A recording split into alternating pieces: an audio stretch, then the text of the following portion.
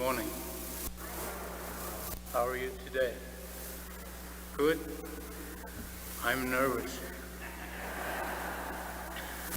That's what happens to me when I visit for church for the first time. Today's readings remind us that we are called to be humble in front of God and in front of our neighbors. Just make sure that I keep my time.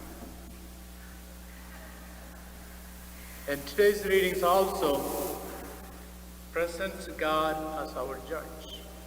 And that's what we hear from the second reading. Okay? And the theme of the day is humility, to be humble and to be honest. Right? Okay. Talking about the humility, I remember once a farmer moved into town like this week. And then after he got settled down and he went to church for the first time. And he found out that people there at the church were looking at him and they were gossiping. Johnny looking at him, where this guy is coming from? He looks so different, right? Because of his poor appearance. He was not dressed well. Can you imagine that I coming here without this all chasuble and doing the mass? He will be looking at me. Where did this guy come from, right? Some kind of things. And then, after the service, the preacher went to that farmer and talked to him. Well, in this town, we come to church dressed up. We come to church dressed up. So we have an expectation for everyone who comes here. So you don't meet that expectation, so you are different, right? And then the farmer said, "Oh, sorry, Father, I don't know what to do. I'm a very humble and simple farmer, and I do not have fine clothes than what I have." And the preacher said to him, "Go and pray to God, and God will tell you what to do." Okay? So the farmer went back to church, and next week, with nice dress, like clothes, poorer than what he had on before.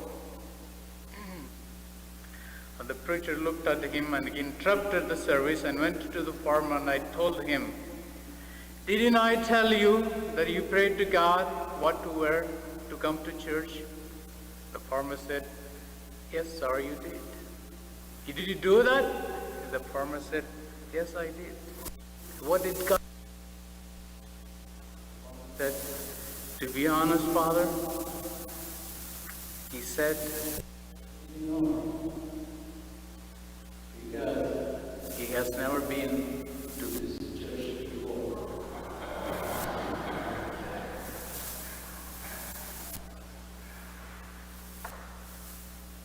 Most of the times, that's all we think. We say and do things that it is the right thing to do, the best thing to do for ourselves and for everybody. But in reality, we may be doing exactly the opposite of what God wants us to do. And that's what they were doing in the time of Jesus. The Pharisees, the masters of the law, all the priests and everybody were doing exactly the opposite of what God was telling them to do. For they want good, to keep up their traditions, customs, and to do what they wanted to do all the times in the name of God. And that's how most of us are doing still. And that's why God is repeatedly telling us through these gospel stories to do not Always expect someone to act according to your own convictions, your own interest. Let them be themselves and you be yourself. Accept. The new door will open, new things will happen. So be generous, humble, and simple. That's what God wants us to do. And of course, it's very hard.